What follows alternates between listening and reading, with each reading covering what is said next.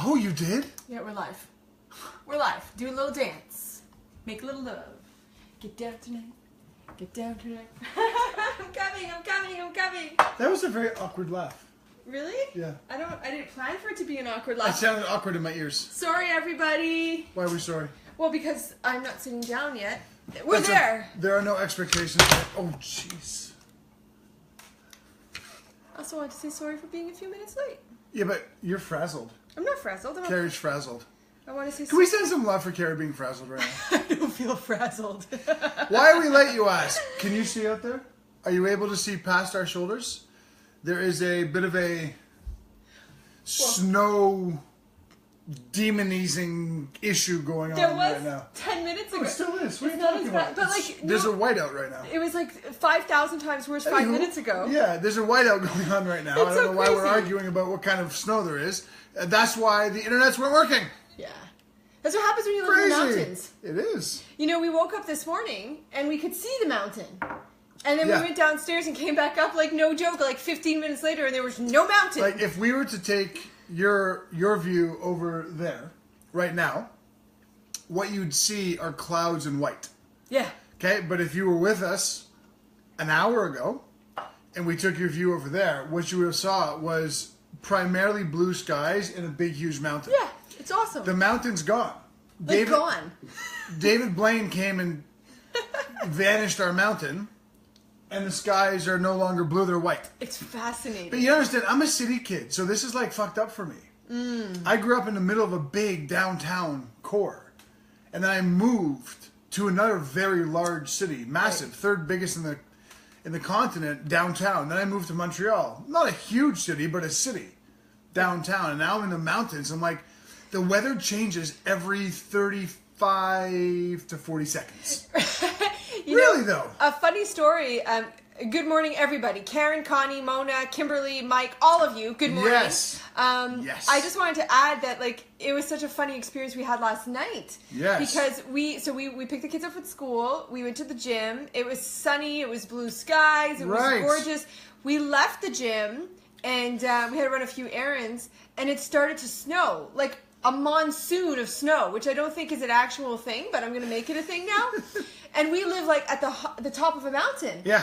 We couldn't get up to our house. Okay, but can I paint that a little differently? Yeah. First of all, Loria Petrucci has a great comment. I thought spring broke. Exactly. Yesterday, it was like American temperatures. It was about 55 degrees here. There was nothing but cloudless blue skies. The snow was melting. It was absolutely like, it was spring, right?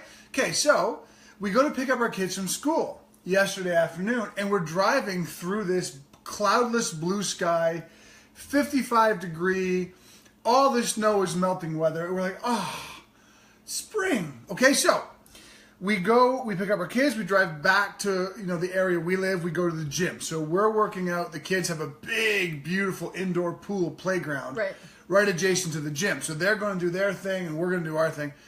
And great. So we leave the gym. It was about, 7 o'clock at night? About that. 7 o'clock last night. It was dark. Understand our gym is in the pedestrian village. It's like it's halfway up, or at the base camp, really, of that big, huge mountain over there. Right. So like we're high elevation over there. And it's beautiful. It's dark. It's nighttime, but it's warm. It's relaxed, right? So then the kids are hungry, and they're being so good, and everybody's happy. So we're like, you know what? Let's go to the local, it's called a casse-croûte. It's a French thing. It's like hot dogs, hamburgers, French fries, that kind of stuff. Let's go get the kids some casse-croûte and take it home, right? So we pull up to the casse-croûte. It's beautiful outside. It's dark because it's nighttime, but it's 55 degrees, and all the snow is melting, and it's gorgeous. We go inside the casse-croûte, and we're inside the casse-croûte for about how long? I don't know, 10 minutes? 10 minutes. We come out, blizzard. Fucking lizard. Yeah. It had gone from 55 snow melting so nice to like, it was whiteout. Yeah. You couldn't see. Yeah.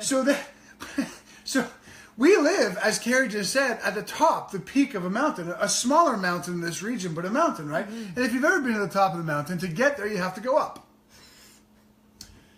So in the now 20 minutes that this blizzard has hit, we turn the corner on our street, and we got a big, massive, like, powerful Volvo. Like, Volvo's truck. Yeah. Yeah. These are off-roading, aggressive SUV cars. Four-wheel drive. It weighs 25,000 pounds. Like, it has no problem going up hills.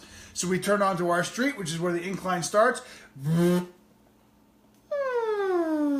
And like the brake was on. Right? So it wasn't like we couldn't get up the hill. So I was like, I'm gonna reverse down the hill and start again.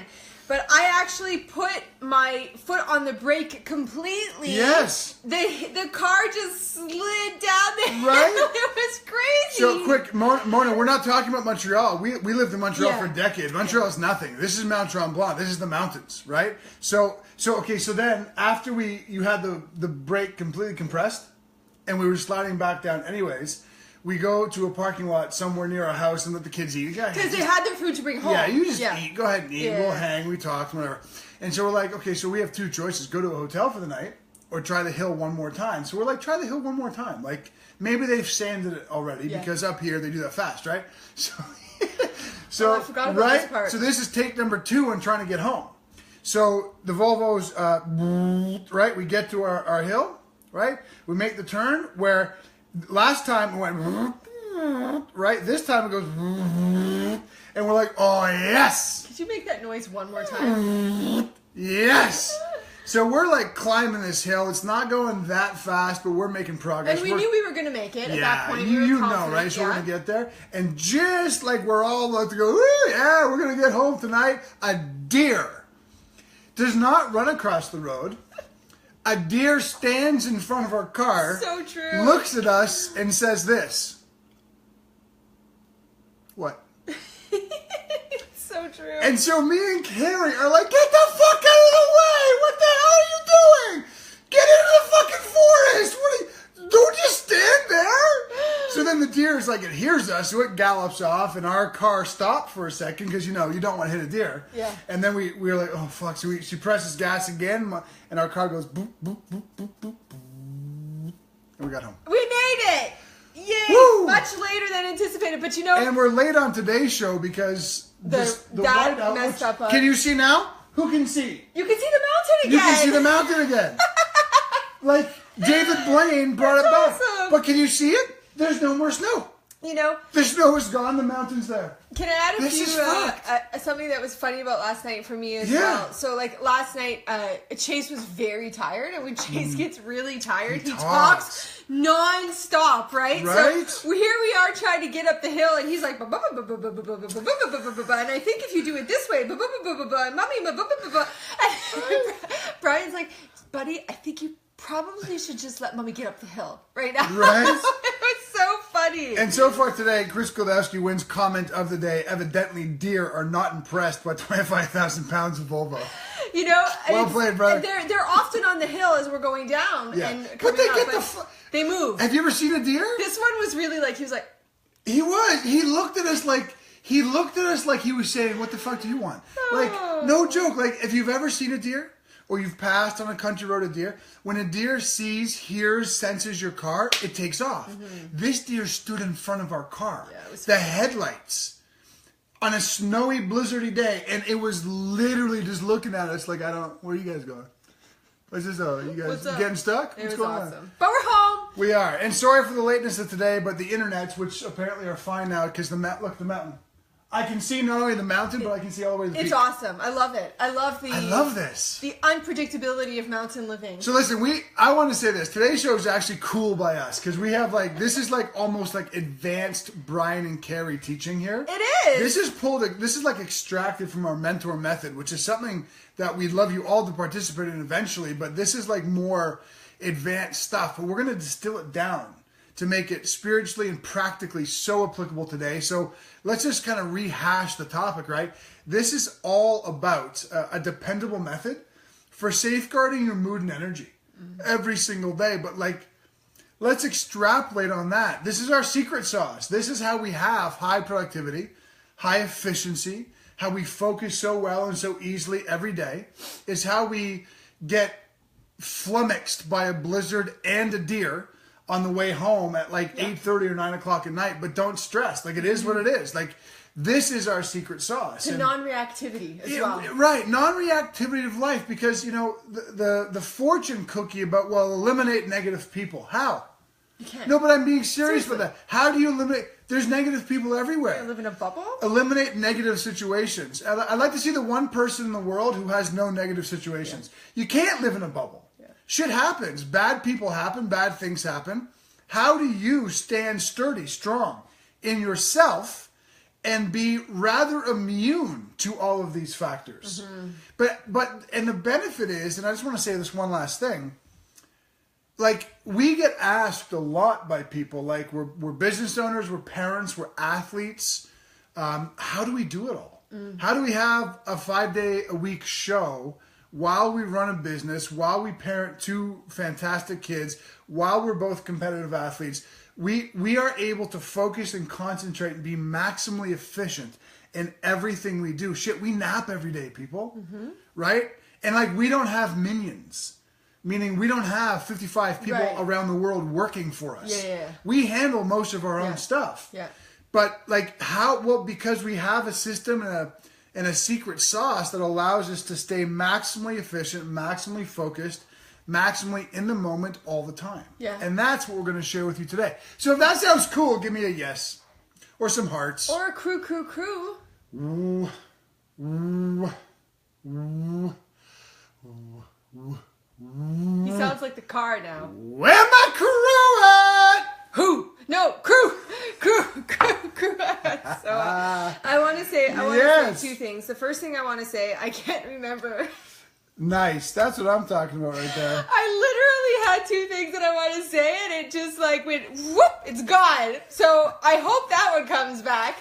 But no, I actually want to talk about, I'm not going to tell you what, like, the exact topic is we're talking about today. Right. But I want to tell you why I'm really personally excited to share this one, because I want to be honest with you. For me, this is hands down, for me in my personal life, the concept, the understanding that changed everything. It is like, this is, if you were to tell me, like, did you just go everything? I said everything. This is really this is the cornerstone for me personally. The linchpin, the bedrock, the foundation. It's almost Friday. But I also want to add to that, we have never, and I mean never, outside of our mentorship programs, publicly discussed this. We've not. Never. No. Not even one time. Because sometimes it can become overwhelming for people. Sure. They don't really know how to process it. But this is our crew. And we have the time to go into it with you guys. This is not like a 2-minute video. Or we could do it in 2 minutes. Well, no, I mean, yeah, I agree. But we get the opportunity to talk to you about it, express it to you, and paint the picture. Sure. So for me, this is like really, like you said, like the secret sauce. It is. And I don't think we're going to spend like an hour on today at all. But we are going to talk a little bit. We have to have a new signal for that. I always move the monitor on you, and you always move it on me. Like, we both do it. It's a mutual thing. The reason I stopped it here is because that's the 2nd day in a row that on the Where My Crew At, Kelly Goldowski says crew times 4. And I did not know what she meant yesterday, but I get it now. Crew?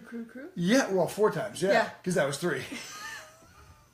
Can I tell you, somebody messaged us yesterday to tell us that they have caught themselves walking around the house, going, "Where's my crew at? Crew. Like, that's awesome. We love that. Well, guys, we are a little late to start today because the snowstorm, which is gone, the mountain looks beautiful right now. It's coming back, though, I have a feeling. If you believe that we're going to earn this today, which you know we will, give us a share for us right now because we'll ask you again later on anyways, probably a couple more times. And I want to say, I was not disappointed with the crew at all yesterday. Never. But we were hoping for like 60 shares yesterday. We got 30. Can we push it today? How about 45? Beat yesterday. Let's beat yesterday. Every day a little better. 45 shares. Let's get on that together. Okay, so let us get going, okay? It was in Lori's head yesterday, the crew thing. That's a good idea. I love that. All right, so let me say this, and I'd like you to answer. I'd like you to comment. Or I'd like you to somehow send a heart if this is something you resonate with, okay? Do you realize, do you recognize, do you relate to this? Emotional and mental fatigue is the most tiring fatigue of all. Yes. Does that make sense to you? I'm agreeing. Do you relate to that? When you kind of, maybe let's just say you get into a spat, a decent sized spat with your spouse. You are overthinking a project. You have a significant disagreement with your kid on a given day. You feel really worried, really anxious, and really afraid of something. You get into your head about some problem you're having right now. You start forecasting it for the future, and you stay with that thought for like hours. Do you resonate with the fact that that is the biggest fatigue factor of all the potential fatigues? Okay, so that is where this is coming from. The whole secret sauce concept of how do we stay maximally focused, maximally efficient, maximally in concentration in the moment, spiritually and otherwise, is that we don't have any emotional or mental fatigue anymore. And when we do, we minimize it really fast. And that's what we're going to talk about today. Yeah. A lot of people chimed in and said that, yes, they agree, for sure, yes. Sandy mentioned that death and moving are the most tiring. And I know that you're making that point to say that it's emotional fatigue, right? The other one that I've heard is like one of the most fatiguing, stressful is planning a wedding. Which, is so funny. How funny is that? They're all emotionally draining, right? Yeah. Yeah, Lori's great comment there. I recognize I'm in the emotional fatigue zone when I want to go to bed. And that's part of the problem. Like Sandy's comment is spot on, death and moving. But like death and moving, they're not physically taxing. They're mentally, emotionally taxing. Exactly. And that's something like Sandy nails it. Her insight's spot on. But pursuant as well to Lori's commentary, we make mistakes. We think that, man, I'm bagged, I want to take a nap, or I need to go to bed, that we're physically tired or we're sleepy. But emotional, mental fatigue has and this is not like an opinion. This is valid scientifically. It's science, bitches. Science, bitches. Right. It's science that emotional, mental fatigue has a stronger impact on the human body and our actual physical fatigue zones than anything else does. It infiltrates, but it overstimulates the adrenals. We release all kinds of hormones we don't want in our system because they are taxing and they are physically emotive, challenging for us to deal with on a regular basis. So, okay, we're all on the same page. Everybody is on the same page. And Yes. Michael Hedke just chimed in saying, recently checking in, counting wins, and commuting, he's been way better with that. Yes, so well, I love hearing that. That's great. Good call, Michael. Exactly. Kimberly, where did she say? I'm exhausted mentally. Yeah, right. You know how hard it is to run a marathon in your head every single day about the shit you're afraid of. Yeah. Do you know how hard it is to run a marathon in your head every single day about the shit that you are anxious about or worried about or stressed about? Like, when I was 17, I got finally diagnosed with a chronic stress disorder, as opposed to all the other things I initially got diagnosed with, like HIV, cancers, etc.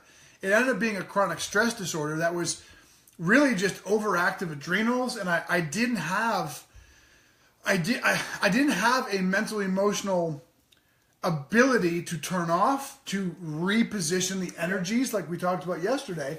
And it accumulated so badly that at 17 years old, I was dealing with physical problems that no physician could seem to make sense of. Yeah. Right? So, this is a story we all understand. Yeah, you know, I think about the fact, for me, when I think about the whole emotional fatigue, I almost chuckle at it, because I'll laugh at the fact that, as powerlifters, or as a powerlifter, I can go to the gym and I can lift like so much weight. Yeah. And have such a heavy workout, and then like come home and, go through my day. But if I go through an experience where I feel like emotionally drained, like legitimately, like Lori has said, like I just want to go to bed. Like I just want to go to sleep, Yeah, it's crazy. Of course. Good morning, Ariana. Quick shout out to Ariana Parolini. Oh my God, love you.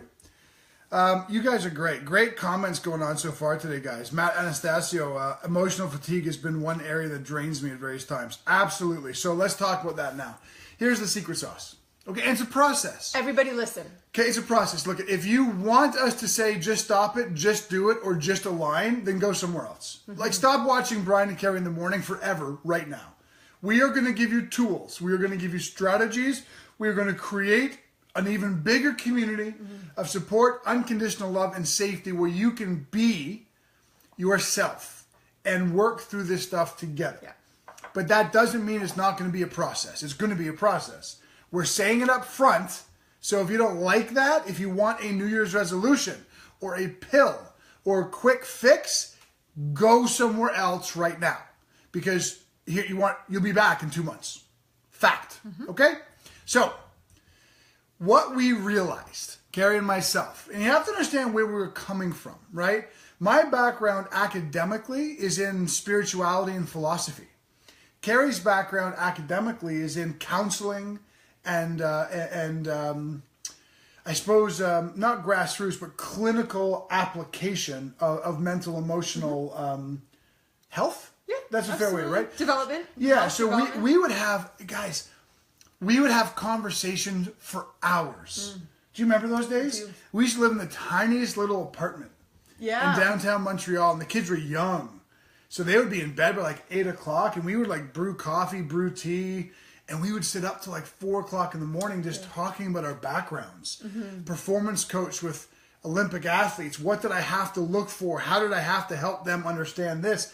As a clinical counselor for children with special needs and, abuse victims and addicts, what did you have to look? And we started realizing that there was so, much similarity in what we knew.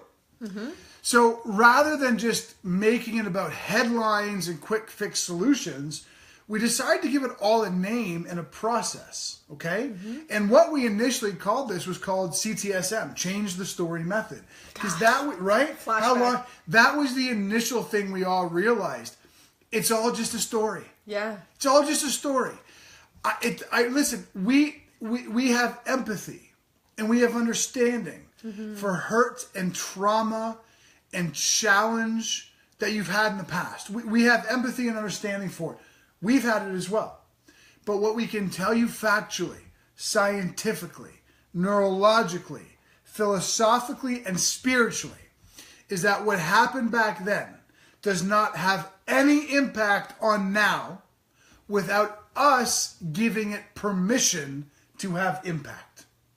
That's the commonality Carrie and I realized about our respective academic pursuits and our professional experiences, right? Go ahead. Yeah, I want to say this, like, everybody, you're all familiar with that. I mean, you all know exactly what we're talking about. How many times have you heard people say the past shouldn't dictate your future, right? Like, don't let your past decide what you're doing today. Like, your experiences from your past. Like, we've heard it. The rhetoric is out there, right? So I think, one of the things, and again, I always come back to this point. One of the things that Brian and I used to discuss with this is that we're so tired of hearing that. Yeah. And obviously knowing that there's truth to it. Yep. But there was no practical application of what to do with it. And like, big surprise, we're back to this topic of conversation again. Sure. Here is the principle that everybody's so good at, like, believing in, but nobody knows how to actually affect change within that, Absolutely. right? And that's what we set out to do. 100%. I want to say shout out to Chris Goldowski. Okay, everybody,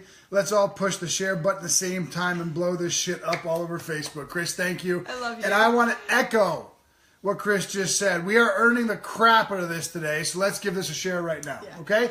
So, can I just keep going for a second? Yeah, of course. Yeah. Do you want to say something first? No, I'll go after you. You sure? Yep. Okay. It's okay. So listen, we're not psychologists. Carrie's a clinical licensed counselor. I have a doctorate in pastoral counseling, but we don't pretend to be psychologists. We don't want to be psychologists. We're not trying to tell you we are psychologists. Far from that.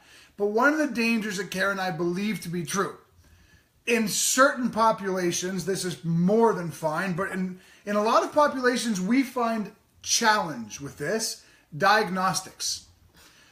You're diagnosed as X, and therefore you're given medication for X. Now, we have a fundamental problem with that, okay? And here's why. A diagnosis gives you a self-fulfilling prophecy. Well, I can't do that because I'm depressed. Well, I can't do that because I'm bipolar. Well, I can't do that because I have anxiety. Well, I can't do that because I didn't take my meds. You want it? Just my opinion? Just my opinion. Nothing more than that. Just my opinion. I'd be willing to bet that 80 to 85% or more of the people we've worked with and I've known in my life who were diagnosed with some kind of mental illness did not have a mental illness at all. At all. They lacked tools and they were not equipped to understand mental emotional challenge and how to buffer it themselves. That's it. That's all. By the way, that was me at 17 years old. Diagnosed clinically depressed, diagnosed bipolar. I was diagnosed with everything. I was diagnosed with fucking everything, and medication was being shoveled at me, which I never took. Turned out I had a stress issue. I did not know, I was not equipped to buffer mental emotional challenge. So I taught myself how. It was pretty easy. Not so bad. That is one of the fundamental things why we created what we created. And I want to add one more thing. This came full circle when we had a client one day. You're going to remember exactly what I'm talking about. It's probably right here. No, actually. Oh. No, but same time frame. I have a list of ones that This is what he said to us. He goes, you know what? He goes, this program saved my life. Oh, right. And we were like, God, you have no idea how blessed we feel to hear that, but could you tell us why? He goes, I have been diagnosed as having chronic anger issues for about 20 years now because I'm always mad and punching shit. He goes, so I have been ordered to go to anger management therapy. I think he said 6 or 7 times now. I do the 6-week course every time they make me go. He goes, I can count to 10 really well now, and I can breathe along the way. I love that. He goes, here's the problem that I tried to explain to every fucking doctor, but they wouldn't hear it. I understand that at the end of the line, I get angry, and I can't seem to control it. But can't we start fixing why I get angry to begin with? As opposed to fixing the symptom that I get angry. Can someone help me understand why I get there? The rest of it I get. I can count to 10 and breathe. That is exactly what we're talking to you today about. Oh my gosh. Woo! I have a lot to say. Okay, the first thing I want to say is I'm going to apologize ahead of time if this becomes a little bit of a diatribe. But I didn't know where you were going with the diagnosis. I didn't know you were going to talk about the diagnosis stuff. And like Brian just pulled out my soapbox. Okay? Yes. So after almost 20 years now, I've been a clinical counselor. So, and I say that to say this, okay? Because sometimes when we talk this way, we get pushback from people who are, mental health therapists and so on and so forth. But I'm saying this from a 20-year history working in this field, right? So I'm just not some Joe Schmo who's decided to have this opinion, okay? Yeah, sure. I have watched diagnoses be handed out like literally lollipops at a doctor's office, right? And everything from children being misdiagnosed with autism and different pervasive developmental disorders to people being diagnosed with schizophrenia. Like, I have seen it all. Now, my problem with diagnosis is, of course, all the inherent issues that you just listed. But my big problem is that diagnosis becomes an endpoint rather than opening a door. Yes. Right? So if we were to diagnose people and say, you know what, you're suffering from some depressive type issues, rather than slapping them with pills and telling them to go home, we could actually show people how to navigate the process, then the world would be a different place, right? And I'm going to give you case in point. I'm going to give you 2 stories really quickly. We had a client who, she came to us, I think she was 55 when she came to see us. She was diagnosed. She was diagnosed as schizophrenic at the age of 19 after enduring literally a life of being her parents' slave. And when I say slave, people, I mean slave in every possible conceivable way. So bad. Put that in your bonnets and think about it, right? Sure. So at the age of 19, she was diagnosed as schizophrenic. My thought was, you think that woman, after 19 years of enduring that, didn't come out with some sort of massive emotional traumatic experience? Absolutely, right? She spent from the age of 19 to 55 diagnosed as schizophrenic, walking around with this label, medicated as such. After 6 months of going through the process of understanding what we're talking about today, they removed her label of schizophrenic, downgraded it to bipolar, and changed her medication. So after 40 years, she's no longer schizophrenic? A fucking lifetime. She's not. So, she's all of a sudden not schizophrenic anymore. I think that, how can we not look at that and say there's got to be another way? Yeah. Right? So I'm done. Can I say a couple things? First of all, if you saw me turn around, it's because the blizzard's back and the mountain's gone again. That's number one. Number two, I want to add something because, like, first of all, Chris Koldowski raised such a great point. Big game changer for me was understanding and putting into action the concept that I'm truly the author of my own story and I get to choose where I spend the energy or my energy and where I make a focus of my priority. That's exactly right. Right. He's gone through a mentor method. Right. He gets it. Yep. It's a choice, but we don't always know how to make the choice. And that's what we're talking about today. Number two, great comment from Caitlin, but I want this to be understood. You ready? Caitlin says, I haven't been on my medication for 2 years. Good girl. And I feel so much better. When I say good girl, congratulations. I still have my moments, but I feel like I can handle my emotions and mood better. But listen, I haven't been on my medications for 2 years. I feel so much better. I still have my moments. Who the fuck doesn't have moments? See what I'm saying? Who doesn't? Are there points of time in people's lives, some people, that medication intervening will save their life? Quite possibly. Are there times in certain people where hospitalization, because they are a dramatic risk to themselves or other people, is required? Yeah, I'm not going to contend things that are not in my wheelhouse to contend. But when you get put on medication because sometimes you can't control your mindset and your emotions, well, who the fuck can? Yeah. I'd like to know the answer to the question. It's the same thing I always ask therapists and chiropractors, right? Well, you should never train a muscle if it's got some dysfunction in it. Remove the dysfunction before you build the muscle. Show me the one I want to know who it is. Who is the one person who doesn't have structural dysfunction? We live in gravity. We sit down. We fall down. We walk up hills. We have ouchies and pain. Every one of us do.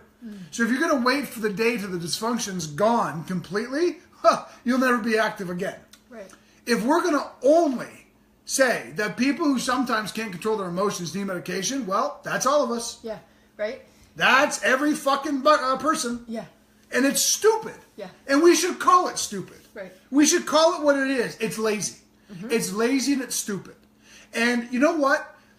If you are watching right now and you are in the care of a psychiatrist or psychologist, we're not advocating you take yourself out of that care. Of course not. We're not advocating you take yourself off of medication. Shit, we're not even talking to you. Mm-hmm. We're talking to this global pharma mafia conglomerate out there who wants to diagnose everybody with everything and give everybody medication. But the vast majority of time, it's absolute lazy nonsense. Yeah, absolutely. Nonsense. Yeah. You know, I mean, I just want to add to that. So, I just saw that Ann Shivas is an osteo, and I was like, oh, I need a new osteo. That's right exactly what I just thought. Yeah. So I just want to come back around to a couple other points off of what you just said. Okay, we are not saying that your past didn't leave stories. Yeah. Right? We're not telling you let it go. If something traumatic happened to you, or something not even traumatic, but if you were conditioned by a family who always told you that money was bad, well, now you have a story about money being bad, right? So we're not telling you that your past hasn't left you with stories that you need to learn how to undo, right? Of We're course. not naive to that. It's a process. But the number of people who we have worked with, and you're going to know what I'm talking about. We spent 15 minutes on the phone, the very first call that we had with one of our coaching clients, and after 15 minutes, she said to us, she goes, I just gained more in 15 minutes than I did in 25 years of therapy. Yeah. And, how many of you can relate to this who've been in therapeutic environments where you are tired of talking about the problems? You're tired of talking about your past and going back. What you really want is a solution of how to really, truly allow your past to no longer be the one that's running your future and your current day. And let's start talking about that solution dramatically, okay? So look we need to lose definitions and labels. That's where it all has to start. We need to lose definition and labels. So we touched on this yesterday, okay? We created terms because we don't want anybody fixating on happiness or fear, gratitude or worry, joy or anxiety. We don't want people fixating on those things. And here's one of the reasons why. If we are worried, if we do have fear and we become aware of that, what happens? We start worrying that we have worry. We start getting anxious that we're afraid. It compounds, right? Here's another reason, though, and it's the flip side, but it's no less important. Listen to this one. How many of us in our society are guilty of needing reasons to be happy? I'll be happy when it's spring. I'll be happy when I get the raise. I'll be happy when I can trade in this clunker for a brand new car. Guys, happiness should be a default state. The ultimate goal of happiness is to be happy for no reason.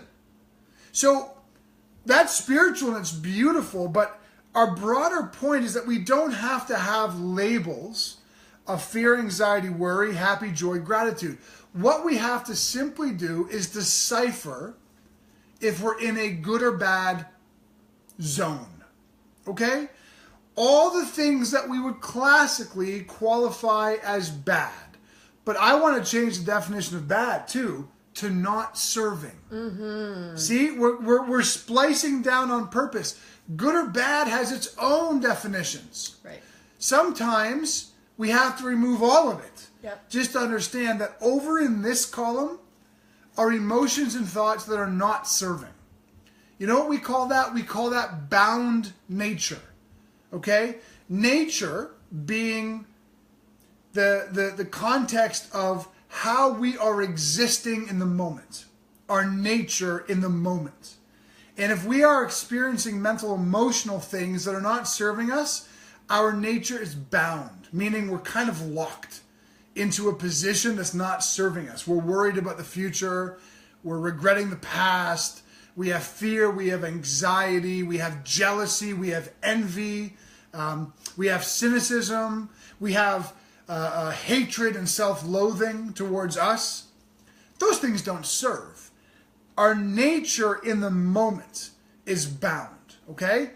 On the polar opposite, when we are happy and enjoy and feeling truly grateful, at peace, we're not terribly high nor terribly low. We're rather neutral in our content. Our nature in the moment is free.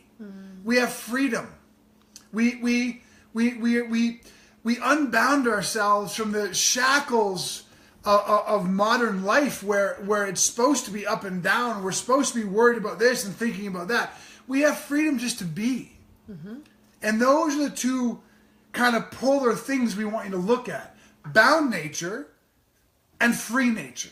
That's where all of this starts. Yeah, I mean, yes, this is massive, okay? So if you didn't get that, I'm going to say it again. Bound nature and free nature. Bound nature does not serve you moving forward in life in any way. Free nature is very serving, right? Yeah. So I think that, this is, like I said, we're probably going to come back around to this topic multiple times, different ways.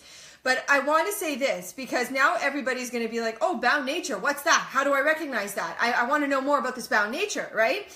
So bound nature doesn't feel good. I mean, that's a really simple way to say it. But, how do you start to identify your bound nature? And this is the thing. I just started working with someone on this particular area, and they're like, oh my gosh, that's me. Forget about the fact that that's me. Steve wanted to finesse, just said it. Oh, right. Yeah. So forget about the fact that someone's saying that's me 25% of the time. No, that's me 99% of the time, right? So listen very closely. Bound nature presents itself, and this is the beautiful part for us, is it gives you clues in 4 different ways. You just have to learn to increase your awareness to this to start to be able to identify, am I in bound nature or am I in free nature? And then there's a process in moving forward from that, right?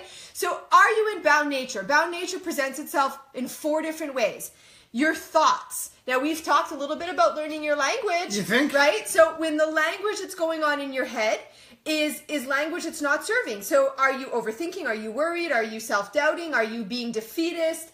Are you fearful? What are you saying to yourself in your head? Yeah. So that's number 1, in your thoughts.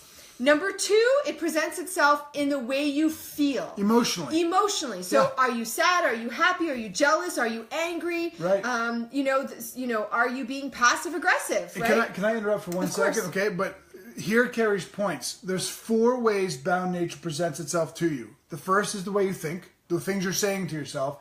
The second is the way you feel emotionally.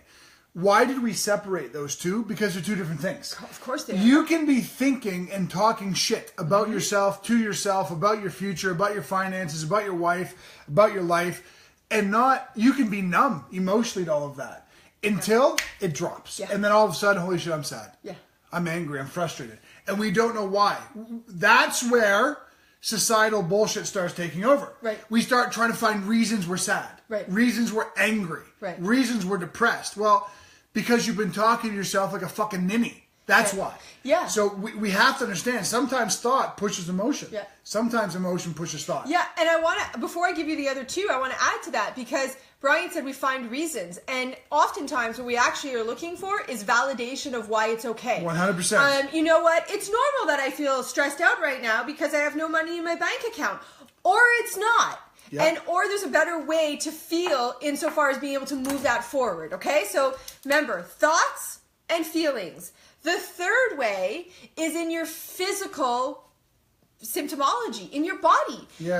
We've talked about the mind and body connecting, right? So your body is going to tell you if you're in bound nature. I'm gonna give you an example from my past. When I was in bound nature, a highly reactive state, I would get an unbelievable pain in my chest. My hands would literally start to tremble. I remember. It was scary. Headaches, shortness of breath, redness in your face. Your body is talking to you. It's telling you that there's something that's not right and that we need to move away from it. That's number 3. And then the final one is in your actions, right? So your bound nature does things it acts in certain ways. I'm going to give a perfect example. If you're a jealous person and you find yourself sneaking your significant other's cell phone and trying to see what's going on their Facebook page. If you have stories in business and every morning you wake up and you go onto Facebook to see what all your competitors are doing, but that ends up garnering a negative reaction from you. These are all ways that bound nature presents itself. 100%. Let me go back here for a second. Jeff Patton, listen to this, guys. Everybody, this is massive. Jeff's been with us for a long time, okay? It took me a while to change my mindset of trying to get rid of bound nature to accepting bound nature and simply not making decisions from bound nature. That is exactly right. And beautifully said, Jeff. Guys, you don't have to get rid of negative thoughts. You don't have to get rid of negative people. You don't have to get rid of negative situations. You don't have to get rid of negativity. And you should stop fighting to do so, okay? You will fight for the rest of your life to barricade yourself away from negative thoughts, negative people, negative situations, and you will die not having succeeded barricading yourself from those things. The truest test of honest happiness, authentic success, real love is to stand tall in all of that and not give a shit. That is what we're after. I have negative thoughts. Carrie has negative thoughts. Why? Because we're fucking human. Like you. Negative people invade our space. Negative situations, like deer at 9 o'clock at night, standing in front of our fucking Volvo, taunting us that we can't get up the hill. Shit happens in our life. We don't give it energy. We have learned not to barricade ourselves from those things, but to empower ourselves to not react to them. That's what our system is all about. Now, look, I don't do this very often, and neither does Carrie, but I want to explain something. And this is so critical to me. Carrie at the beginning of saying how bound nature impacts us in 4 ways. The first thing she said was it affects your thoughts. And then she made the brilliant point, we've talked a lot about learn your language over the last few weeks. Why? Because it's all part of the whole goal setting, goal actualization process. But guys, here's what we've done. And can I just be frank? Can I take a moment to be honest? Okay? No, but seriously. Yes. If you tune in to Brian and Carrie in the morning every single day for the rest of your life, and then you decide to come to a crew day where you get to come for free into our home and sit on our couch and be in the audience and then spend a day with us asking questions and letting us tell you what we think about blah, blah, blah. You do all that and you never spend 1 penny with us. Cool. Thank you for being part of the crew. Thank you for taking your time and money to come and see us on a given day. No problem at all. We love that. But what we've built for a reason. Do you know what we want all of you to aspire to do? It's what Chris and Kelly Goldowski has done. It's what Michelle Lee has done. It's what Michelle Adams has done. It's what Mama Draps has done. It's what Jeff Patton has. It's what dozens upon dozens of people have done. You start with the how to finally achieve the goals you set program, because it gives you the basics. Right. Count your wins, learn your language, review your direction, imagine your outcome. Then you go on to the mentor method, because it gives you a deeper look at your individual mental, emotional deficits and how you overcome that. And then you come to a live retreat with us where we can go deep for 4 days. That is the way we've built this. And I'll be brutally honest. We want you to aspire to all of that. Mm-hmm. Because this is life-changing. And there are people on this line right now who will attest to it without me even provoking them to do so. Right. So I wanted to say that clearly as you begin now to see the overlap of everything. Mm-hmm. Yeah, you know. By the way, are we earning a share yet? Oh, everybody, you've shared it out. Do it again. If we haven't earned this, then we suck. But we've earned it. So give us a share, could you? You know, I want to add, because I think that, you know, we talked about this the other day. I can't remember what show it was this week or if it was last week. We talked about the acceptance that there is no absolute truth. Right? And I think that when we're talking about bound nature, this is something that's so important to understand, because perhaps right now you're sitting there and maybe you have some understanding of what bound nature means to you. Maybe you know a little bit about your bound nature. But let me tell you something. People cling to their bound nature as true. Yeah. As opposed to recognizing that they can release it and move and grow away from reacting to it. And I'm going to give you a really great example of that, okay? So in the past, we've talked about it a great deal. Brian's bound nature used to present itself in business. Yep. Right? And so we would have a day where, I don't know, like we made $10,000. And we've told that story. Right? We've told that story. And Brian's doomsdaying it, and he's reacting, what thinking the fuck? like, how are we going to do this again? We can't live off of $10,000, Carrie. Like, what the fuck is going to happen tomorrow? Bound nature reaction. Hey, we made $10,000 today, jackass. How about you cooling the jets on the fear and the worry of everything else? Right. So that's how his bound nature reacted. Now, I had no stories in business, so for me, I was doing exactly what Brian said. I was like, I don't know what we're talking about right now. The reason I make that point is because it doesn't matter what your bound nature is made up of. We all have different profiles, and we won't go into that right now. It doesn't matter what your bound nature profile is. None of it has to remain this status quo of the way you are. Because if Brian reacts to that business that way and I don't, it clearly means it's not true. That it's not an absolute truth, right? This is your ticket. This is your freedom from being in a negative state every single day. I agree. You know? 100%. Great comment by Scott there, Scott Livingston. Everyone just kind of have a look and hover over Scott's comment. So appreciated, brother. Really, really matters to us that you say stuff like that. I want to add like just a parallel to what Carrie said there. That is the context of all of it. Like we have a 4-part process, right? It's acceptance, awareness, accountability, adaptation. What Carrie just described is acceptance. It's all just a story. Can you accept that? That whatever happened back there, and yes, it's affecting me right now, but it doesn't have to. Mm-hmm. I really can gain power over all this. I'm not a victim.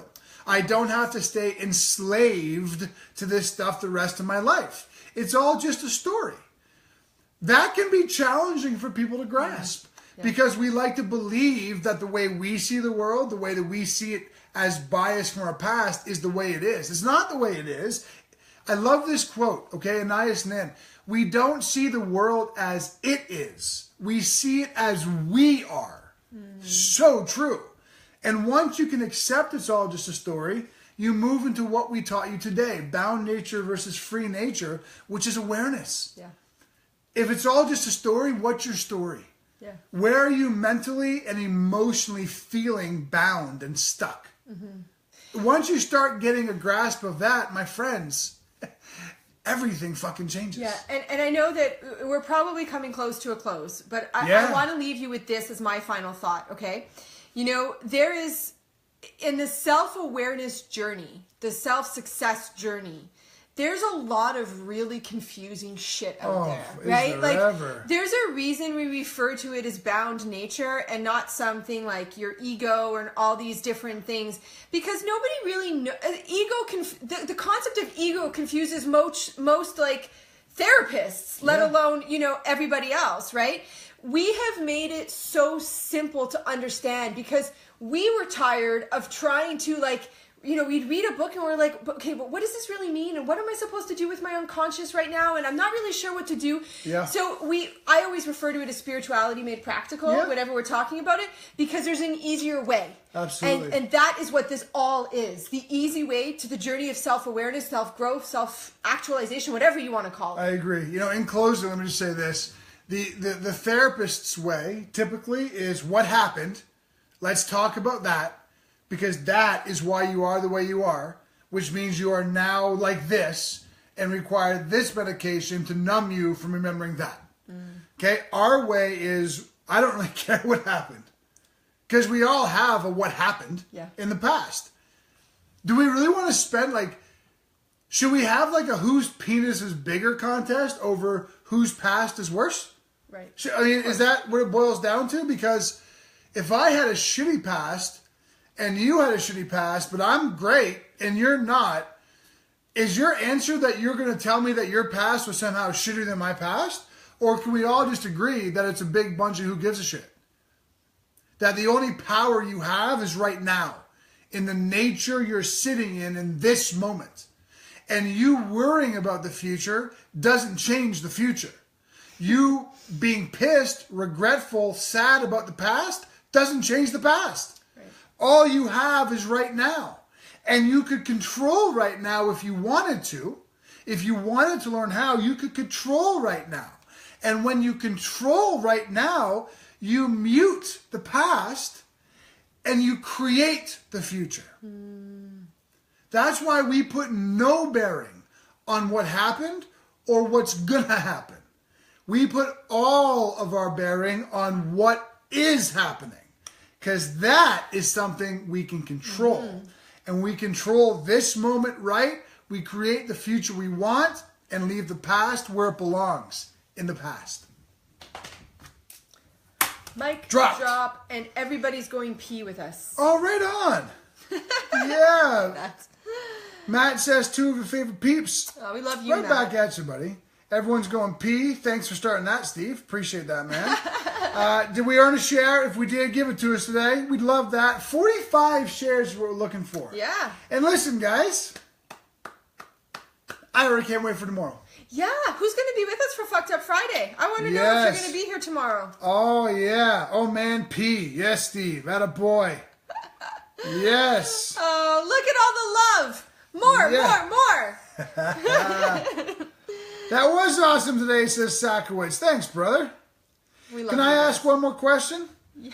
Who is going to be at the very first Brian&Carrie Crew Day? Can I announce what the Crew Day is again? Just because. So some of you are chiming in today, and you might have missed it. So we have decided to host. I was going to say host and hold at the same time. We're going to host a Brian&Carrie Crew Day here live in our home, where we're going to invite you all free of charge to come and spend a day with us. We're going to shoot a Brian&Carrie in the morning episode with you all back here.